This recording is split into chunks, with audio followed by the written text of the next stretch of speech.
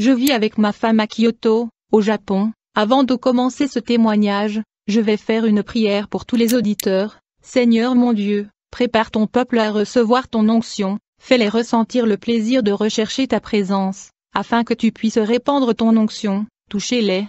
Saint-Esprit, faites-les sentir votre puissance couler dans leur corps qui deviendra électrique. Votre peuple doit ressentir le pouls spirituel et se réveiller avec le choc de votre puissance. Ouvre leur cœur pour qu'ils puissent ressentir la flamme qui les habite. Chaque jour, ils cherchent ton visage. Laisse la lumière de ta vie devenir plus forte dans leur vie. Ton éclat, ô Dieu, soit sur leur visage pour transfigurer leur image sainte, reflétant ta gloire. Ainsi le monde verra ton image, ô Dieu, dans leur vie, les faisant briller au milieu des ténèbres. Étant la lumière du monde, faites briller votre peuple pour qu'il soit votre miroir dans ce monde. Seigneur Jésus, délivre ces âmes. Amen. Salut, je souffrais de cancer. Plus tard ma santé se détériora. En effet, je ressentais de fortes douleurs dans le ventre. Je savais que le cancer empirait. J'ai prié Dieu et j'ai dit, je ne peux pas mourir de cette façon, je n'ai pas rempli ma mission, j'ai beaucoup d'âmes à gagner. Soudain, un homme est venu à ma porte et a dit, je ne vous connais pas, je suis un serviteur de Dieu. Il m'a envoyé ici pour vous dire ceci, serviteur, aujourd'hui, j'enlève et déracine le cancer de votre corps. Puis l'homme est parti. Je me suis couché au lit dans la douleur. Du coup, un ange de Dieu m'est apparu. Je me souviens seulement que mes yeux se sont assombris et je suis tombé dans un sommeil profond. Quand je me suis réveillé, je ne ressentais plus de douleur. Quand j'ai soulevé ma chemise, j'ai vu une petite marque sur mon ventre. Cela ressemblait à une coupe au scalpel. Puis un ange m'est apparu et a dit, j'ai enlevé votre cancer pendant que vous dormiez. Cette petite marque que j'ai laissée est la preuve du miracle. Très rapidement, je suis allé chez le médecin pour faire de nouveaux tests. Il n'a rien trouvé car le cancer avait disparu de mon corps. Le médecin a dit, le cancer qui était dans mon estomac a disparu sans laisser de cicatrice. Le médecin m'a demandé, comment cela peut-il arriver? Le cancer est traité par chimiothérapie, le tuant de l'intérieur. Le cancer ne sort pas du corps de cette façon. Quelqu'un a fait une petite coupure dans le ventre et il a enlevé le cancer. Comment est-ce possible? Qui était le médecin génie qui a accompli ce miracle?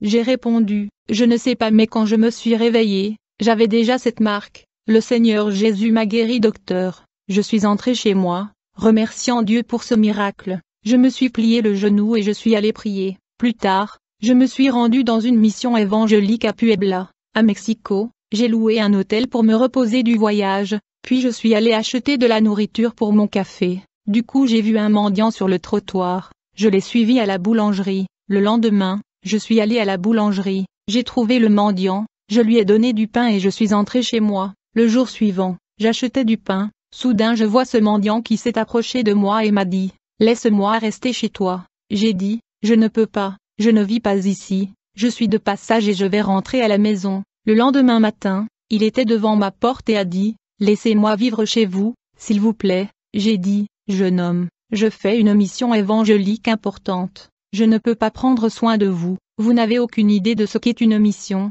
Vous ne comprenez rien de spirituel. » Le mendiant m'a regardé et m'a dit, « J'ai enlevé le cancer de ton estomac et tu me traites comme ça. » Quand j'ai entendu cette voix, j'ai réalisé qu'il était l'ange envoyé par Dieu pour enlever le cancer dans mon corps, et je l'ai invité. Depuis ce jour-là, tous les mendiants que je vois dans la rue, je prends soin d'eux. Dès que nous avons fini de dialoguer chez moi dans l'hôtel, il est parti. Je me suis plié le genou et je suis allé prier. J'ai eu la vision d'un groupe de chrétiens priant Dieu pour une bénédiction. Les anges sont descendus du ciel, chacun avec des petits bols en or dans leurs mains. Dans ces bols, il y avait des bénédictions avec des noms des gens écrites que les anges voulaient offrir à chaque chrétien qui avait prié, car leur prière était exaucée, alors que les anges descendaient avec leurs bénédictions. Ce groupe de chrétiens ont commencé à murmurer à propos du retard. Ils se plaignaient du fait que l'exaucement tardait. En conséquence, j'ai vu les anges qui sont retournés au ciel avec les bénédictions à cause de murmures. Le Seigneur Jésus m'a dirigé vers l'église où se rassemblent ces frères que j'ai vus dans la vision. Je leur ai parlé de la vision, échelle de l'onction. La nuit à la maison, je priais Dieu.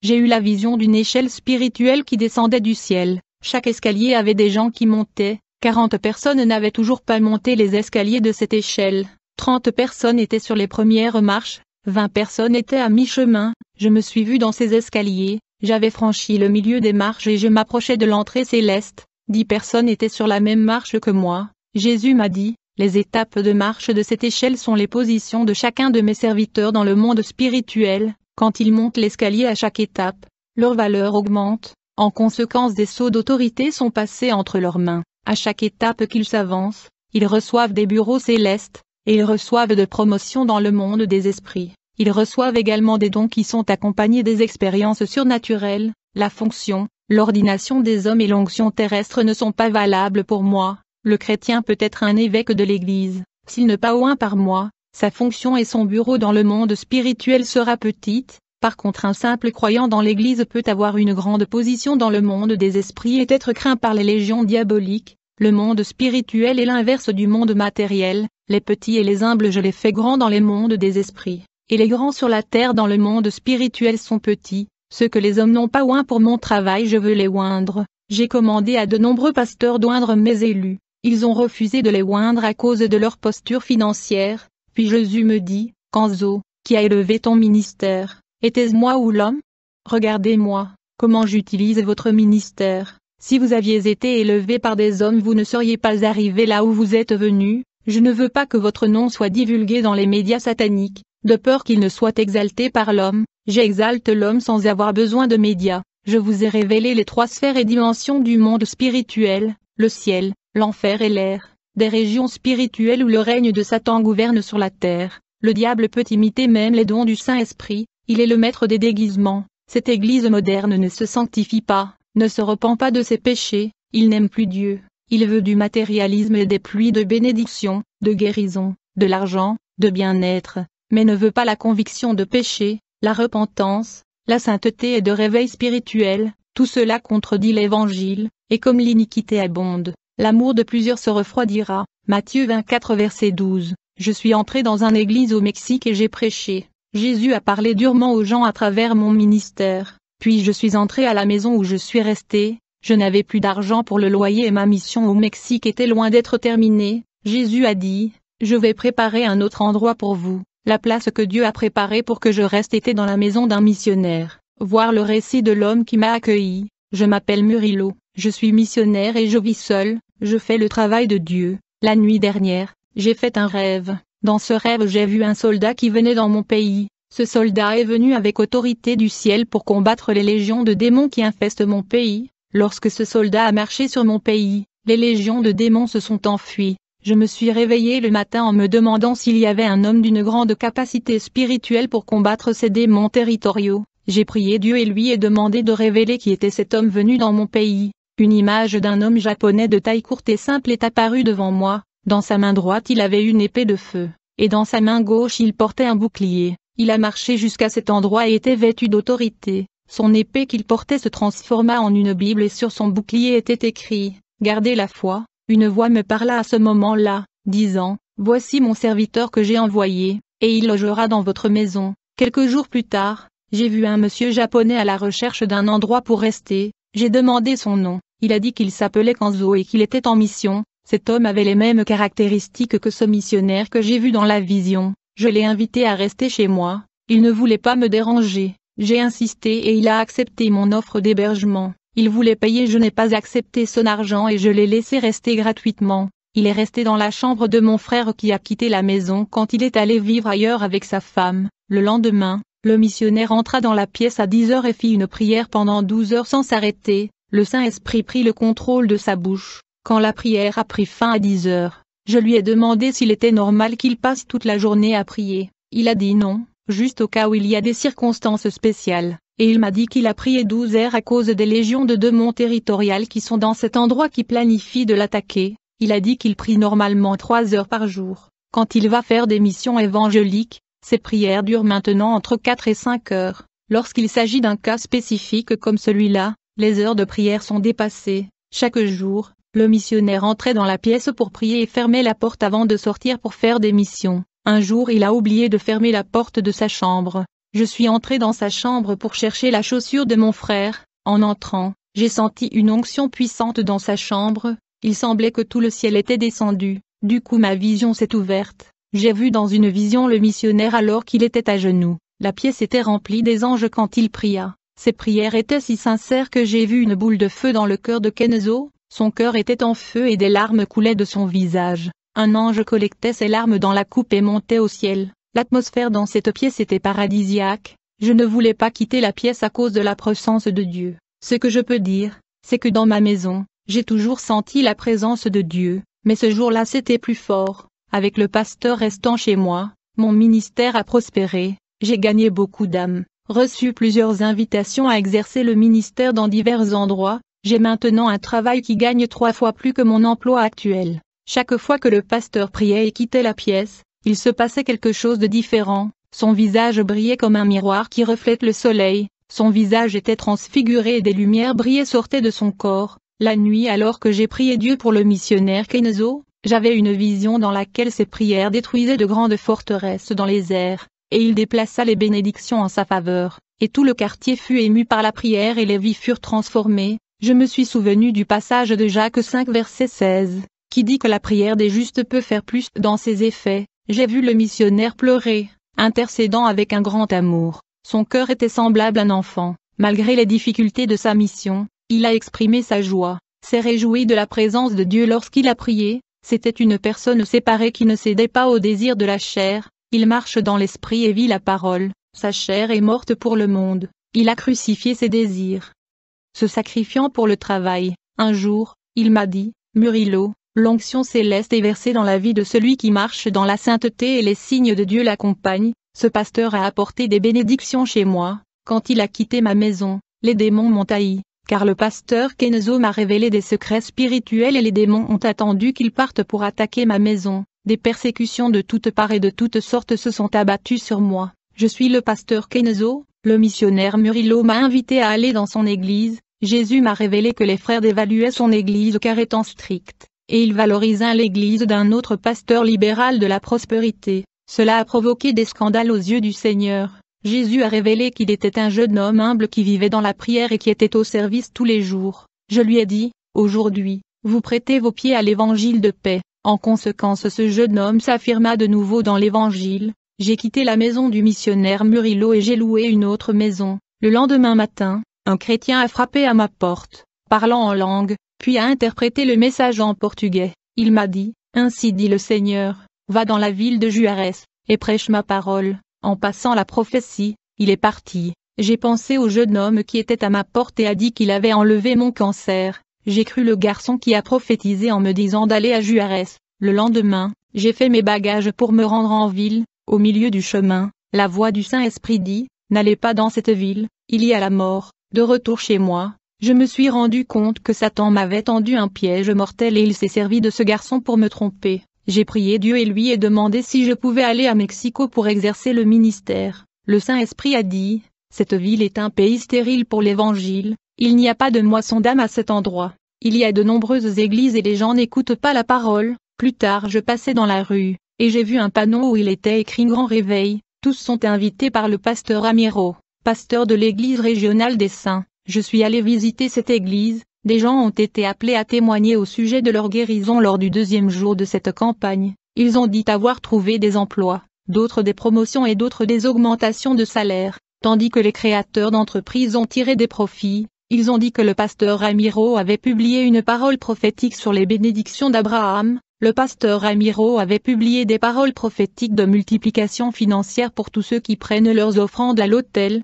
Il demanda une grosse somme d'argent et libéra l'onction de multiplication d'Abraham. Les gens ont apporté leurs offrandes à l'autel. Quand il a publié les paroles prophétiques, j'ai vu le démon de la prospérité délivrer des bénédictions à chaque personne. Ce diable était horrible et dans son corps il y avait plein d'or, d'argent et de bronze et de notes d'argent. Tout cela était coincé dans son corps. Il a donné des bénédictions à ces personnes. Il ressemblait au Père Noël. Son corps était paré de richesses. Pour gagner des âmes, Satan offre des cadeaux matériels et des cadeaux au peuple. Le peuple a acclamé Ramiro comme la bouche prophétique de Dieu, et tout ce dont il parle se passe dans une démarche magique. Les gens m'ont dit que les prophéties qui ne se produisent pas viennent du diable et que les prophéties qui se réalisent viennent de Dieu. C'est la plus grande déception qui existe. Toutes les prophéties réalisées ne proviennent pas de Dieu. Le diable remplit également ses promesses. Il donne une bénédiction à qui il désire. Ramiro a prié et les gens ont été guéris et beaucoup de maladies vomies. Il avait une grande autorité et une onction terrible.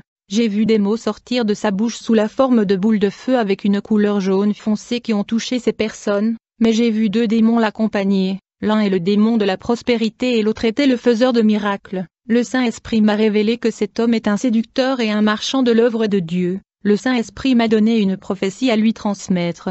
Il me dit, dites à cet homme de se convertir de ses mauvaises voies, c'est la dernière chance de sa vie. S'il n'abandonne pas ses œuvres séducteurs, son âme sera livrée à Satan. Le service terminé, il quittait l'église. Je me suis approché de lui et j'ai dit, puis-je vous inviter à prêcher dans mon église? Il a répondu, je charge 50 000, car je vis du travail de Dieu, je ne peux pas prêcher gratuitement, j'ai une famille à entretenir, Dieu m'a béni, j'ai une entreprise, une nouvelle voiture de l'année, un appartement, tout cela parce que je fais son travail, je donne aux gens beaucoup de bénédictions, je guéris, je révèle des choses et mes prophéties de bénédiction se sont réalisées, je mérite des richesses pour mes services. C'était à moi d'être millionnaire pour tout ce que je fais pour ce peuple. Ramiro m'a donné son contact et a déclaré, mon horaire est plein ce mois-ci, c'est mon contact pour réserver un horaire pour le mois prochain. Je lui ai dit que son ego est génial, s'il s'exalte pour tout ce qu'il fait ce n'est pas l'œuvre du Saint-Esprit, et je lui ai transmis la prophétie de l'avertissement de Dieu. Il avait peur, il savait qu'il avait tort car il a été confronté et démasqué. Il a quitté ma présence à la hâte et honteux, ne disant rien d'autre. Satan a beaucoup opéré sur cette église. Le niveau de déception a dépassé toutes mes attentes. Quelques jours plus tard, la nouvelle du décès du pasteur Ramiro dans un accident de voiture m'a été rapportée. Les pasteurs ont pleuré sa mort et ont dit qu'il était utilisé par Dieu et qu'il était une perte pour les églises qui comptaient sur son ministère. Je savais que s'il n'avait pas quitté son mauvais chemin il serait mort. C'était la dernière chance de Dieu pour lui de se repentir. Je suis entré chez moi et quand je priais, j'ai reçu la révélation que Dieu va prendre ma femme. Quand j'ai reçu cette révélation, j'ai plié mes genoux et j'ai dit, Seigneur, fais ta volonté et non la mienne, j'ai crucifié ma volonté, tu peux l'emmener dans ton paradis, elle est à toi, ainsi soit-il. J'ai appelé mon fils Robert et mon épouse et les ai parlé de la révélation, je suis entré chez moi, le Saint-Esprit m'a dit de voyager dans le pays musulman syrien, j'avais peur d'aller et de ne jamais revenir, le Saint-Esprit a dit, un messager de Dieu sera envoyé dans votre maison pour être votre compagnon de voyage. Ne vous inquiétez pas, quelques jours plus tard, un homme est venu devant ma porte, je l'ai invité dedans et j'ai fait ma valise pour le voyage, j'ai senti une onction puissante sortir de ce frère, émanant de son corps, je me disais ce frère menait sûrement une vie sanctifiée, il parlait peu, nous avons pris l'avion du Mexique et sommes allés en Syrie, arrivé à cet endroit, ce frère connaissait tous les endroits stratégiques pour évangéliser, il m'a parlé des meilleurs endroits pour prêcher l'évangile et des endroits les plus dangereux. Nous sommes passés devant des hommes armés de mitraillettes, ils ne nous ont pas vus, j'ai vu une cape qui nous recouvrait pour qu'ils ne nous voient pas, ce frère a prêché avec des mots simples, et de nombreux musulmans ont cru et se sont convertis à Jésus, j'ai vu dans la vision une épée sortir de la bouche de mon frère, il a fait des miracles et a guéri les musulmans pour qu'ils croient en Jésus, je l'ai aidé à gagner des âmes en parlant de Jésus, mais j'ai réalisé qu'il avait plus d'autorité que moi dans tout ce qu'il faisait, les gens ont été guéris par son nombre. J'ai vu des yeux aveugles ouverts que par sa présence, des chaînes ont été ouvertes, des prisons ont été brisées, je lui ai demandé comment il s'appelait, car il ne s'est pas présenté à moi, j'avais besoin de savoir, car il était mon partenaire de mission, je n'ai jamais vu une personne aussi utilisée de cette façon, son niveau de sainteté est pur, une onction puissante sortait de lui, j'ai dit à cet homme, vous devez être un ange, vous êtes sûrement un ange, je connais les présences angéliques. Plusieurs anges me sont apparus avec cette même onction, pure et angélique. L'homme me répondit, tu as bien dit, je suis un ange, tu as fait un bon jugement, j'ai été envoyé par Dieu pour t'aider à cause du danger que représente cette mission. C'est la mission la plus dangereuse, il n'y a pas d'homme capable qui puisse t'accompagner, par ma sainteté, vous avez découvert que je suis saint et je suis un ange, nous avons gagné beaucoup d'âmes avec beaucoup de prudence pour ne pas être arrêtés. Du coup l'ange m'a tenu par la main et ensemble nous avons été transportés au Mexique en quelques secondes. La mission en Syrie a été rapide et efficace. J'étais à la maison avec l'ange, il était en forme humaine. Soudain il a créé rapidement des ailes et devint un ange avec des ailes, puis l'ange me dit, j'ai quelque chose à te révéler de la part de Dieu, allons en enfer. Je me suis couché sur le sol, mon esprit a quitté le corps et nous sommes allés en enfer.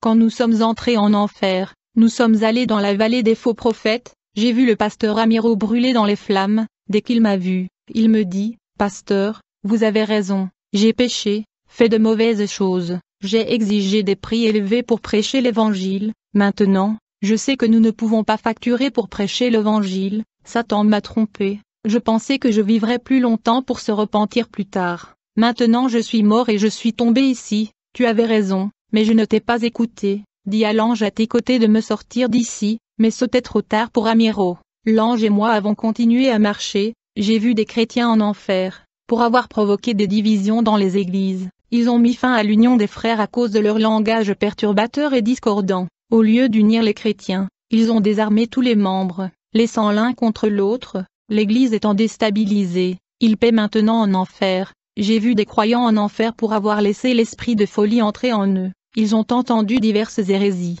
traversé différentes églises, étudié différentes doctrines, ils étaient en enfer à cause de la folie, perdus dans la foi et hors de la voie du salut. J'ai vu des enfants de Dieu en enfer pour avoir commis des vols.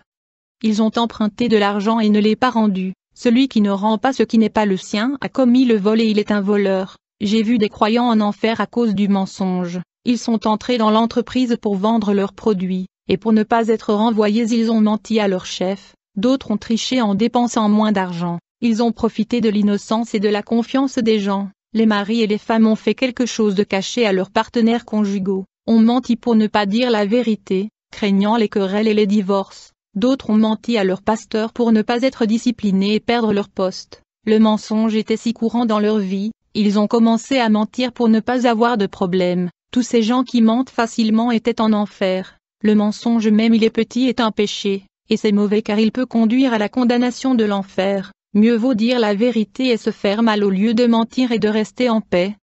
J'ai vu des croyants en enfer à cause de la convoitise. Les hommes et les femmes portaient des vêtements sexy serrés, montrant la nudité de leur corps et marchant à moitié nus. J'ai vu des croyants en enfer à cause de la malice. Un évangéliste a eu la méchanceté quand il a parlé aux femmes. Une fille a ressenti une grande méchanceté dans son cœur lorsqu'un serviteur de Dieu lui a livré des prophéties. Dans sa pensée, elle dit, « Il m'a approché parce qu'il me voulait. » Un garçon chrétien quand il a vu son pasteur parler aux chrétiens, pensait-il dans son cœur, « Le pasteur trompe sa femme. » Ils étaient tous en enfer pour avoir leurs esprits diaboliques. J'ai vu des jeunes en enfer pour avoir désobéi à leurs parents. J'ai vu des chrétiens en enfer pour avoir des passions démesurées. Ils ont utilisé des objets sexuels pour réaliser leurs fantasmes malades. Un croyant était en enfer parce qu'il ressentait de la passion pour la femme du pasteur. Un autre croyant était amoureux d'une sœur de son église. Son amour n'était pas réciproque. Il a diffamé ce chrétien dans les réseaux sociaux. Sa réputation de servante de Dieu a été détruite dans la rue et à l'intérieur de son église.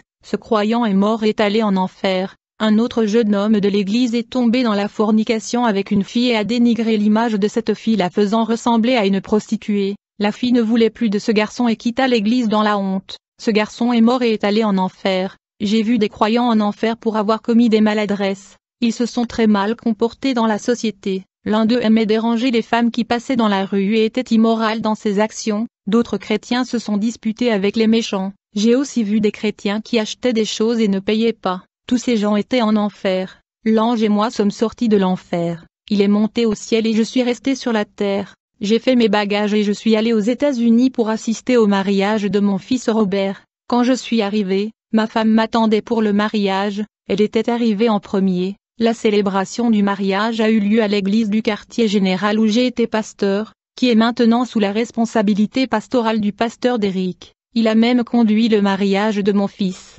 Maintenant, mon fils était marié à un serviteur de Dieu. Ils habiteront dans la vieille maison où ma femme et moi vivions. Quelques jours après le mariage de mon fils, des vandales ont lapidé plusieurs églises de la ville. Le siège de mon ministère a été construit avec suffisamment de difficultés. Il a été attaqué et ses fenêtres ont été brisées. Je savais que Satan était furieux contre les unions des églises au siège de mon ministère. Satan était furieux contre la mission que j'ai accomplie et a essayé de m'attaquer 2 mois plus tard. Ma femme est tombée malade et est morte là. J'ai vu un ange descendre et rassembler son esprit. J'ai vu ma femme avec l'ange descendre un chemin vert qui monte au ciel. Mon fils et certains de ses frères se sont rendus à Tokyo pour assister aux funérailles de ma femme. Avant de terminer mon témoignage, je vais faire une autre prière. Esprit Saint, infiltre toutes les âmes qui écoutent ce témoignage, entrez dans leur cœur, comme le courant d'eau, se déversant dans chaque vie, purifiant et sanctifiant. Remplis-les de ton onction pour ne plus être desséchés, en versant ton huile céleste, entrez dans les profondeurs de l'âme de chaque personne et renforcez leur esprit, arrosez le désert de leur vie, créez des pâturages, semez dans leurs intérieurs, baptisez-le avec le vent, soufflez dans sa vie et apporte le réveil. Versez votre chaleur dans nos vies et ne laissez pas le monde refroidir le feu en nous, afin que nous continuions à adorer en communion avec vous, et là où il y a cette chaleur du Saint-Esprit, il se transforme en une nouvelle vie. Cette chaleur produit l'unité qui va naître dans les profondeurs de chaque âme, nous donnant la force de prier. Cette chaleur du Saint-Esprit allumera la flamme vivante dans chaque âme pour se nourrir de sa puissance. Votre chaleur est le carburant qui nous amène au réveil, unissant votre Église dans l'amour et le corps. Cette chaleur est au milieu de votre peuple. Je vous remercie pour chaque âme qui m'écoute,